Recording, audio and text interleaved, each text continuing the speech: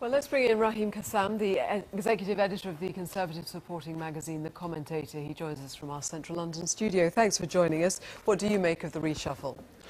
Well, I think it was a very strong reshuffle in parts, but actually, if you look at some of it, like Saeed Abbasi, for instance, and Ken Clarke, both still being able to attend cabinet, it's still in part a sop to the left of the Tory party. There'll be people out there wondering why these two people who have ostensibly failed in their remits or not quite delivered what the government would have hoped for are still able to attend cabinet. The promotion of Chris Grayling is a particular show that the government wants to get tougher on justice. And I think it's very interesting that Patrick McLaughlin, who is obviously a very loyal member, having formerly been Chief Whip, is now the Transport Secretary. And what we glean from that is that the government are actually very seriously looking into the Heathrow third runway proposals again. Do you think that it is going to make backbenchers who've been unhappy about some of the directions of the government happier? I think this is a reshuffle that will make much of the party happier, including backbenchers. There is obviously, as a lot of people have been reporting, a slight sort of considered move to the right within the party, acknowledgement that perhaps the more centrist outlook hasn't been working for the economy, hasn't been working for justice, and that the Conservative Party and the coalition need to try something different. However, the Conservative Party and the coalition need to both consider that this reshuffle will not produce them a bounce in the polls, it will not make them more popular, but it will help them continue on in government without the problems that they faced before, which is why the Hunt appointment is a tad bit bemusing to many. Obviously, there's a lot of talk about the move to the right, but at the same time, we're told by the government there is a change in personnel. It won't translate to a change in policy. So do you think that there will be any discernible shift, actually? And if there is, then doesn't that mean more U-turns, which the government's been getting quite a reputation for? And is that good for the party? Well, it's completely impossible to have a change of personnel, especially a change of personnel that have completely different outlooks to their predecessors, and not have changes in policy.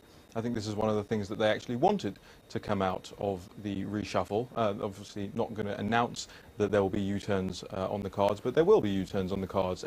For many backbenchers, there will be U-turns that should have been made a long time ago.